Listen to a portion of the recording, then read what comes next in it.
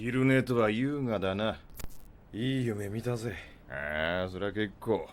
じゃあその続きでもビバッポに戻ってゆっくり見てくれ。今回は俺も諦めた。奴を捕まえるのは無理だ。叶うわけないわな。アシモフは組織を逃げ出すときにあるものを持ち出したんだ。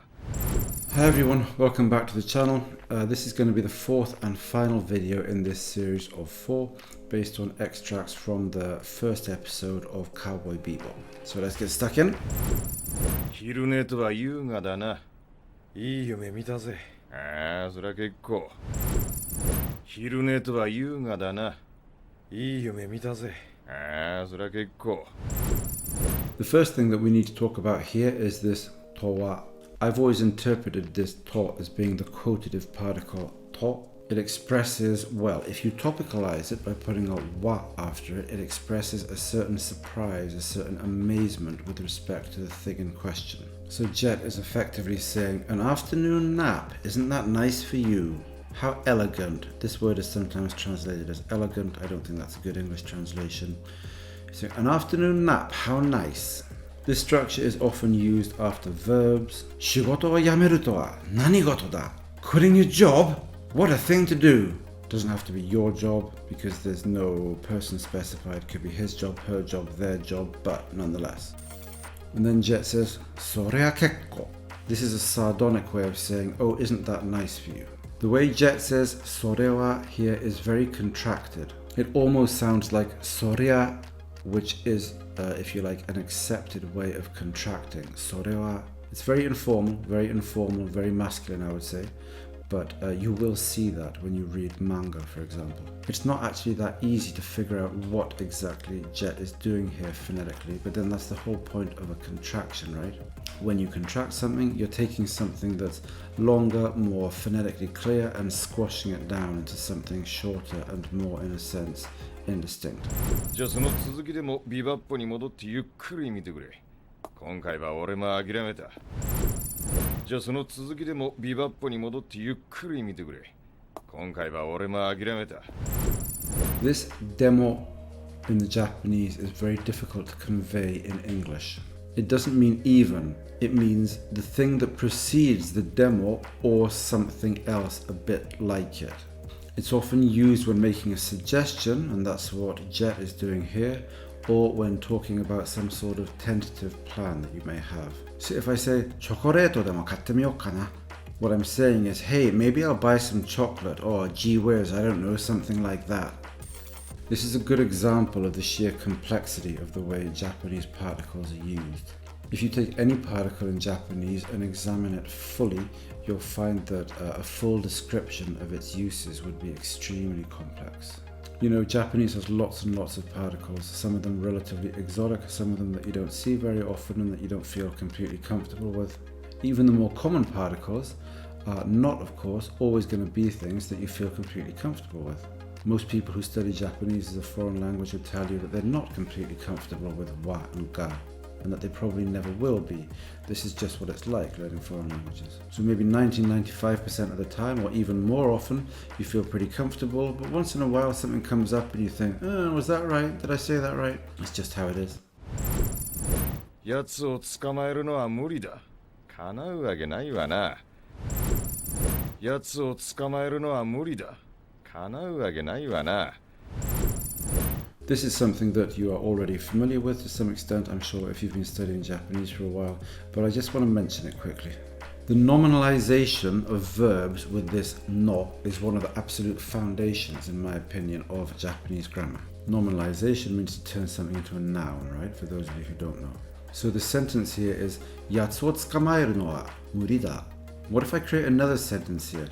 やつを捕まえるのは俺だ. The first one here nominalizes the catching of this guy, Asimov, his name is, and talks about this catching as being something that's impossible. So the not doesn't really refer to some other noun, even in any particularly abstract sense. The entire expression turns the verb to catch into the noun catching. If you have to put it into English, you're going to come up with something like that. In the second example, the no actually refers to something specific in the real world. I'm saying the one who catches Asimov, or the one who will catch Asimov, is me. So here, the word no is standing in for the thing that's going to catch Asimov. And I'm saying that it's me, it happens to be a person. So conceptually, these two things are very different. But if you only go through the sentence up to the no, you can't tell which type of no you're looking at. You have to go further and get to the end. Murida, oreda, and that's what tells you what the no was doing. Now that might make it sound very complicated, but I promise you that it's not complicated once you're used to it. It's only complicated when you're trying to absorb it. This stuff is used so very frequently in Japanese that anyone who's speaking Japanese at a pretty good level will be using it, and it'll just be second nature for them. This is a very powerful, very flexible structure. That's what makes it so important. It's also what makes it difficult conceptually. I just wanted to mention, if you listen to Jet's entire sentence here, I've chopped off the final piece. I haven't put that in the version that pops up on the screen.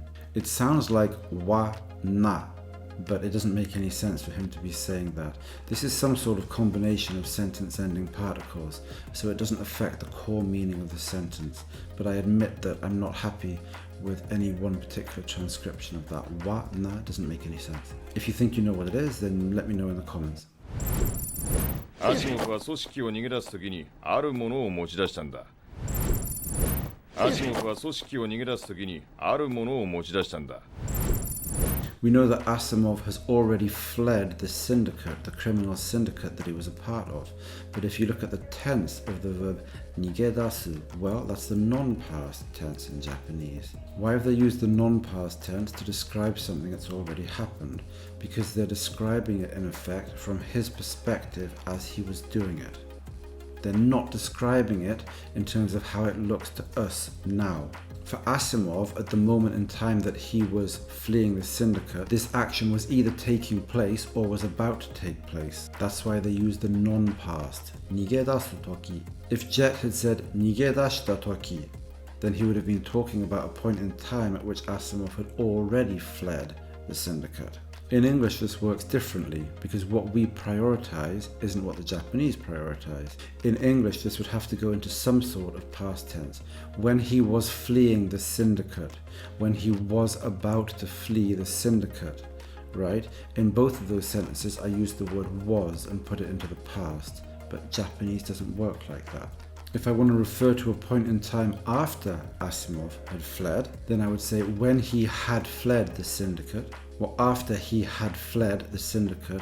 But again, both of those sentences have the word had in, which is a past tense. It's got to go into the past in English. In English, we privilege our point in time, our perspective in time now. In Japanese, they tend to privilege the perspective of the actors at the point in time when the thing in question was happening.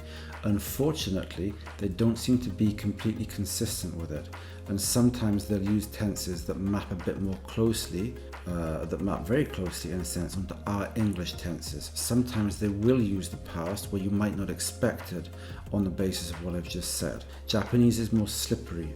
English is more defined here. It's got to be the past. In Japanese, you have this other consideration, but it doesn't seem to work that consistently. Why? I don't know. It's just how it works. So you have to keep your wits about you a bit. But this is a complex subject, and as a non-native, it's not very easy to mimic the native's sense of how this works.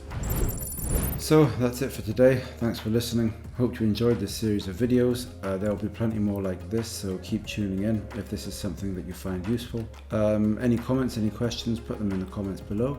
And thanks very much. Ciao, ciao. Bye bye.